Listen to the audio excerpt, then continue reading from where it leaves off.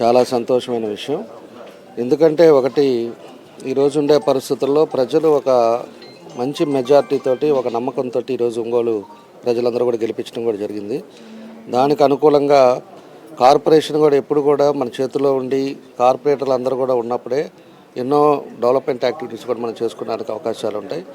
అలాంటి దాంట్లో కార్పొరేటర్లు కూడా సహకరించి వాళ్ళందరూ కూడా ఈరోజు ఒక మంచి ఉద్దేశంతో ఈరోజు పార్టీలోకి వచ్చారో మనస్ఫూర్తిగా వాళ్ళని స్వాగతిస్తున్నాం.